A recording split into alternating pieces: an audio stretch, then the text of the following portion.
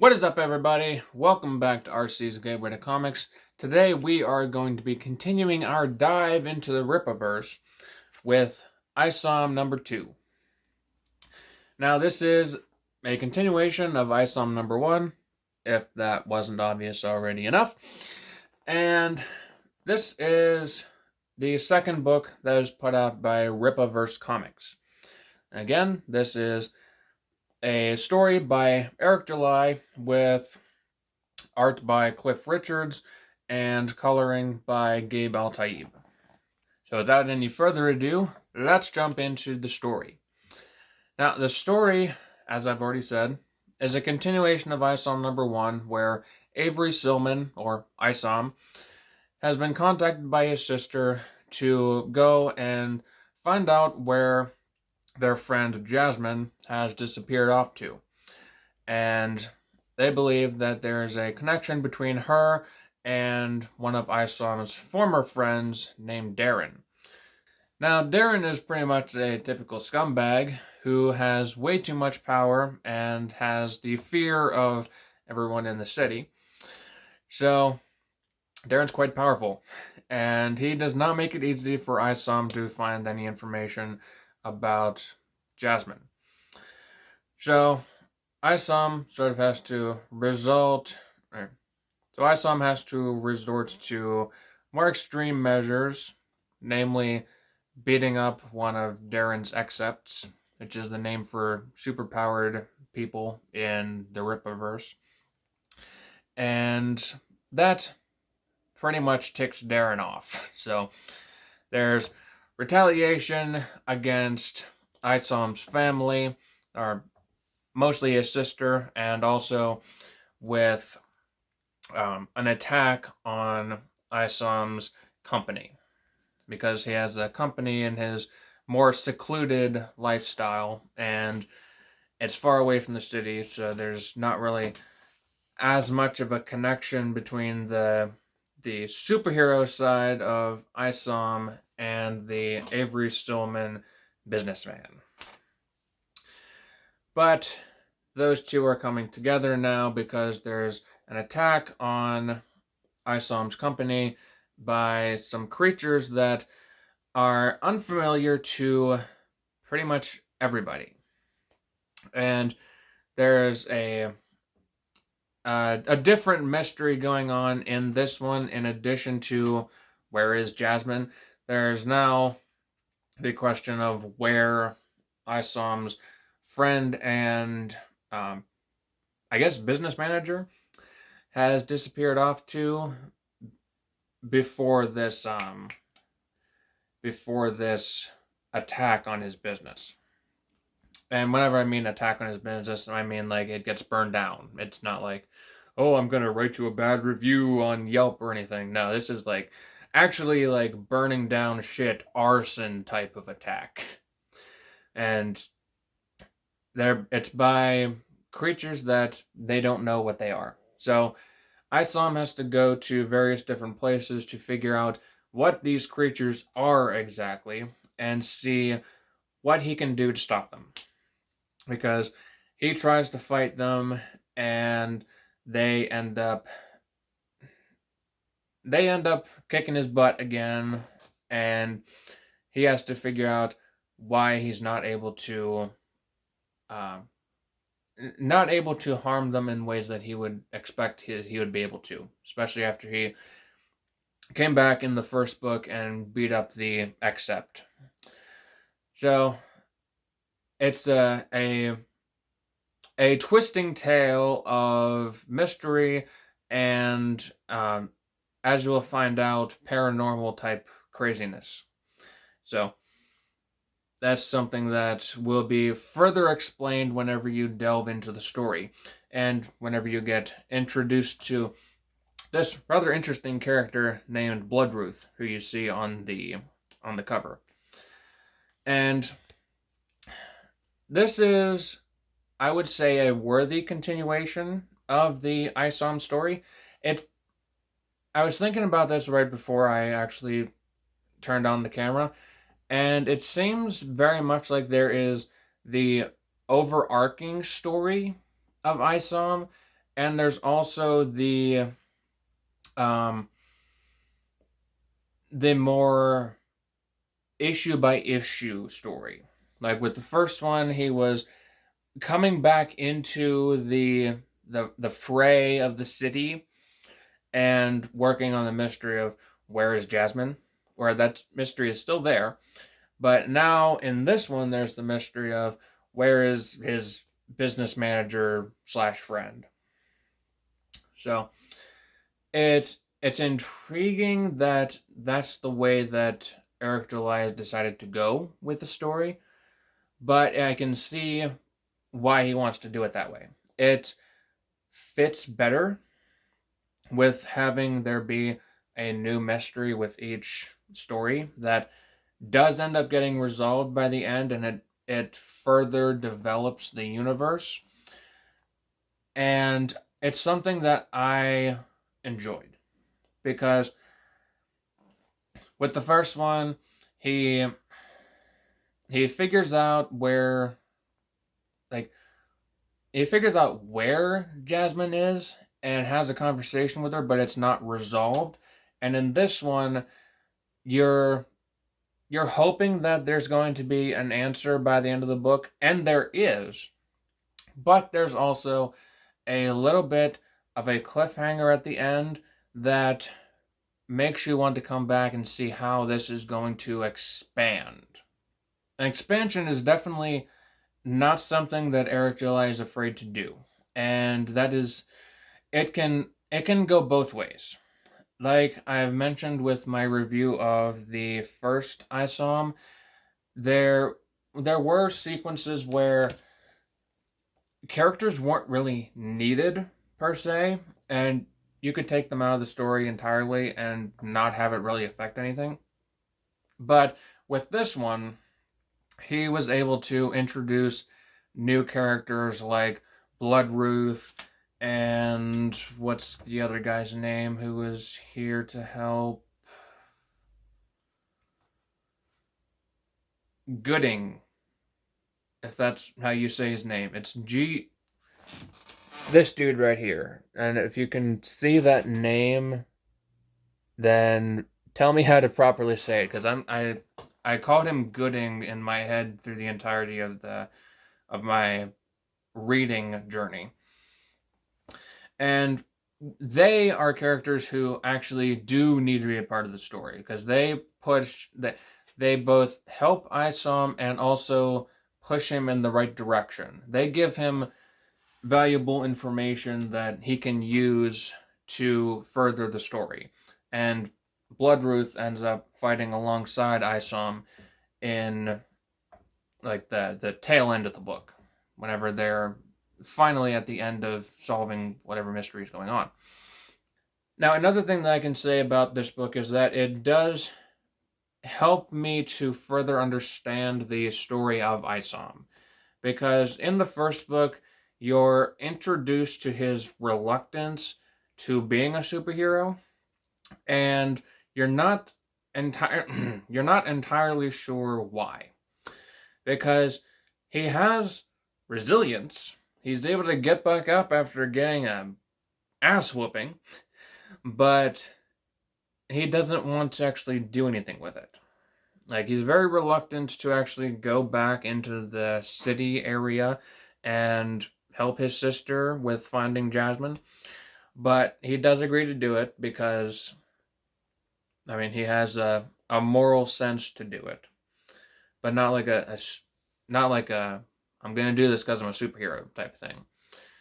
In this book, you get a further explanation as to why he quit being a superhero. And you're able to see it in sort of like a flashback sequence. And it helps to further the story of Isom because it does answer that question. But there is a part of me that says that it maybe should have been a little bit more impactful. And whenever you see what I'm talking about, then you may agree with me. Let's go with it this way. Whenever there are superheroes will most likely encounter people dying. And people in their people whenever people get caught in the middle of battles, there is going to be deaths. And most likely superheroes are going to witness those deaths. And I think that there probably should be something that is a little bit more impactful than the reason why ISOM quit being a superhero. And I don't want to get into like specific spoilers because I'm not here to do that.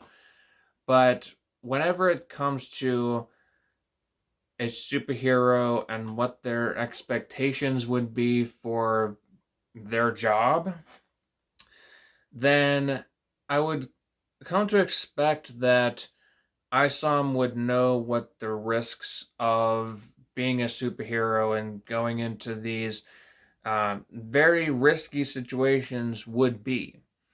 Because the way that he is portrayed in his flashback and the reason why he quit being a superhero, or at least the presumed reason why, it it doesn't have the same gravity behind it because you should know as a superhero that you can't save everyone.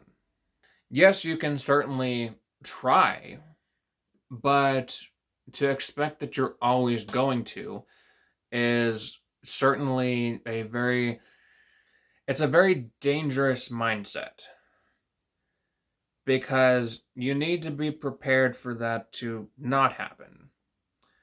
And I don't want to get grim or anything, but whenever I take a look at stuff like in the real world, like police and firefighters, I can tell you that they don't expect to be able to save everyone. There's going to be times whenever there's going to be tough choices that are going to have to be made. And this does all make sense whenever you take a look at the ISOM flashback, because if you quit after the first time that something like that happens, then it really raises the question of what type of hero you are. Because you would need to get past that to be able to save anyone else. And I know that this is something that is brought up in the book, but it really makes me wonder like what type of character Isom is. And it is I do want to see like I do want to see how he progresses as a character, but my confidence in him is sort of shaken after that because that type of character is not one that you really want to put much faith in because they have that past to them and they need to, and in this book Isom needs to prove both to everyone else and his psychiatrist apparently, and also to the reader now, since we've seen that side of him, but he needs to prove that he is going to be this this hero who's going to actually be able to get over that sort of stuff and help save people. And I'm flip-flopping back and forth as to whether that's a good thing or a bad thing, because it it does make sense in this story because at the end he's faced with insurmountable odds and he's fighting back against it and not quitting, but that is a life and death situation where if he quits then he's going to die. But it doesn't fully make sense in an overarching standpoint, and it does do harm to the character, and it may have pushed him down to a level where he shouldn't have been pushed down to. Like, the reason why he quit should have maybe been a little bit more impactful, and I think that did harm ISOM 2's story. Now, taking that out of the equation, I did still enjoy the story as it was progressing. It did feel like it had a much more cohesive story, and it did continue the story of ISOM number 1. The introduction of paranormal aspects is definitely intriguing, and it's something that I want to see more of. But it's not something that I really expected to see when paired with like the crime thriller aspect of the first book. So it's going to be interesting to see how all of these different things mesh together. Lord knows I'm a big fan of genre blending, and this is probably one of the books that probably blends the most genres. I mean, we have crime thriller, superhero, paranormal, like horror type stuff, mystery.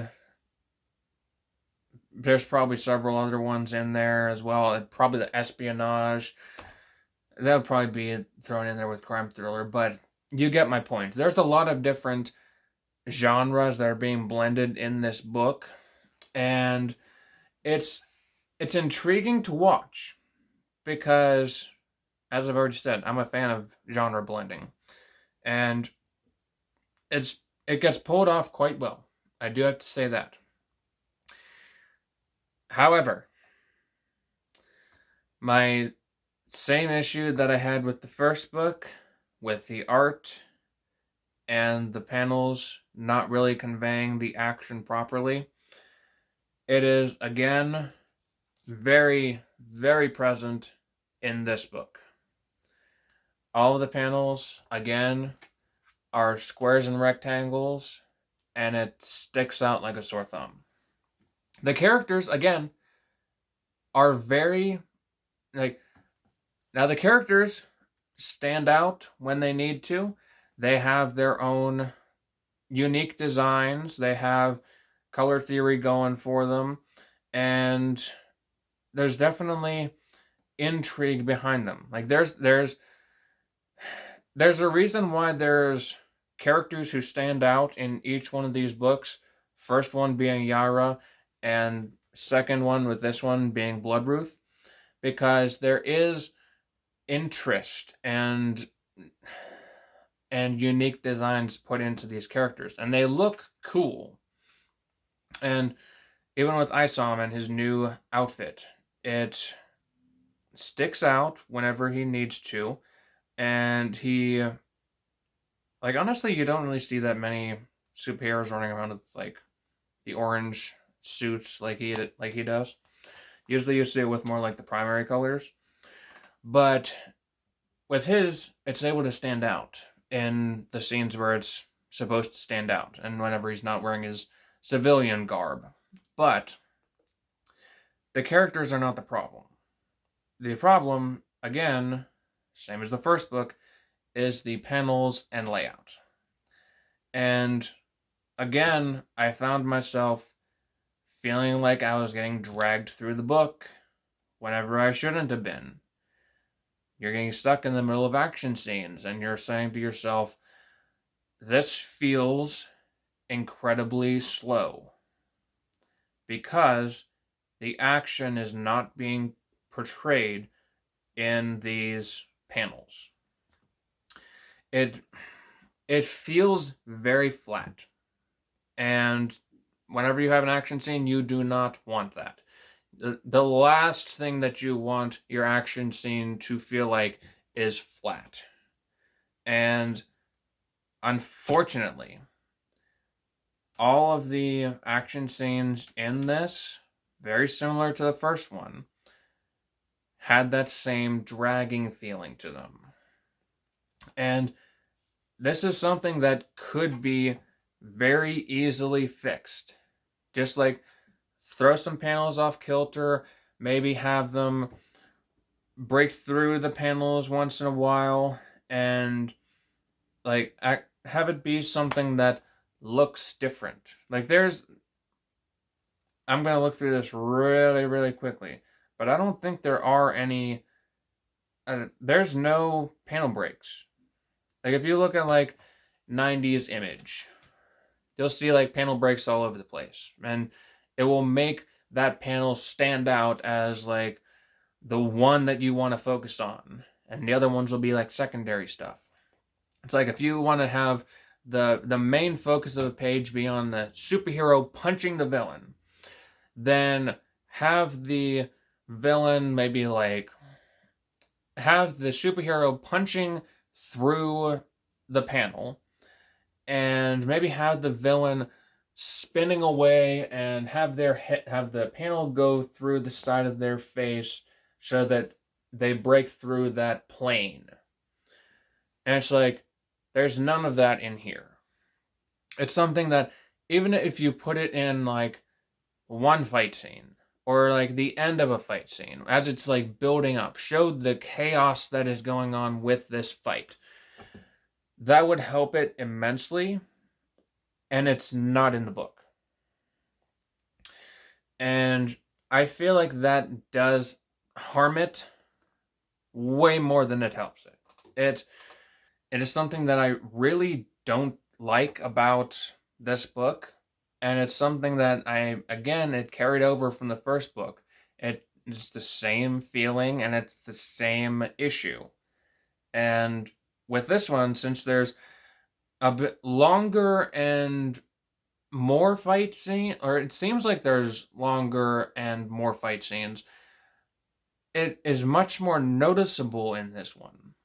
So this is something that I really do hope is changed for ISOM number 3, or depending on which one comes out first, it's like there can be Alpha Core, there can be Yaira, or there can be ISOM number 3. I'm not entirely sure which one um, will be coming out next.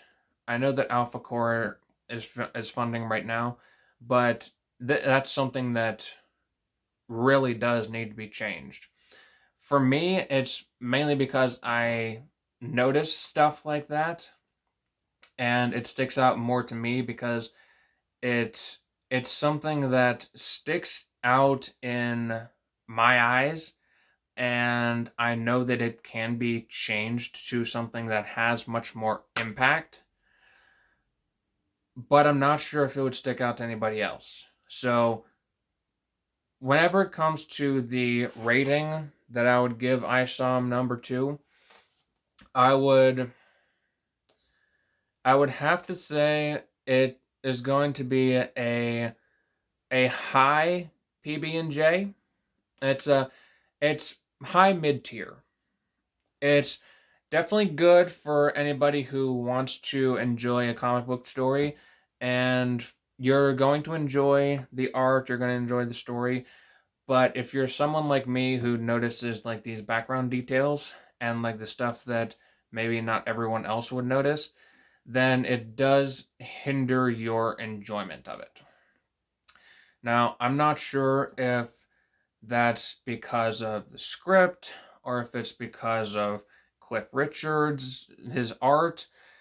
I'm not entirely sure, but it is definitely something that I would highly, highly recommend changing. Even if it is just for like a couple of scenes, because that would make those scenes pop out more to people like me. However, that is coming from just an internet reviewer like me, and Eric July is the one who's made millions of dollars on these stories, anyways. So if he wants to change it, he can. If he doesn't, he's still going to keep making millions of dollars. I would still recommend going and checking out these books, but just wanted to let you guys know what my thoughts were on them. I'm definitely going to be checking out additional books from Eric July because it does seem like he has a good story for the Rippaverse, and it seems like something worth continuing to check out. So, with all that being said, let me know what you guys think down in the comments section down below. If you enjoyed this video, please leave a like and subscribe to the channel so we can continue to keep bringing more videos to you just like this. Thank you guys all for watching, and I will see all of you in the next video. Peace out.